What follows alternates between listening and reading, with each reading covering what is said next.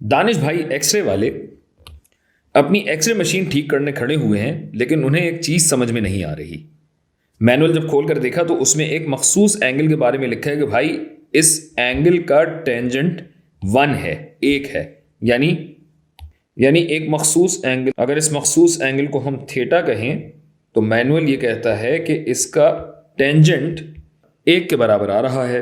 अब ये कुछ ऑप्शन हमें दिए गए हैं। तो पहली बात तो ये कि भाई ये उस्ताद को बुलाने वाला मामला तो हो ही नहीं सकता, क्योंकि वो छुट्टी पर है। जो करना है दानिश भाई को खुद करना होगा। तो अब वो खुद कैसे करें? ये तो समझ में आ गई बात कि tan थीटा 1 के बराबर है। तो दानिश भाई क्या करेंगे भाई, सीधा सीधा दोनों तरफ tan का अगर इन्वर्स ले लें, एक यहां आ गया, यानी हमारा थीटा क्या हो जाएगा, थीटा हो जाएगा tan इन्वर्स किसका, 1 का। यानी दाल तो जवाब यकीनन होना चाहिए। लेकिन अब सोचें जरा, tan थीटा सिर्फ एक जगह पे तो 1 के बराबर नहीं होता ना।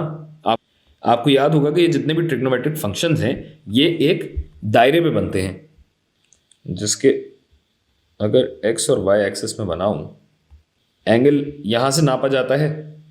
तो एक बात तो बिल्कुल सही है कि ये एंगल जो थीटा है इसका टेंजेंट अगर 1 के बराबर है, बाय द वे ये 45 डिग्री निकलता है।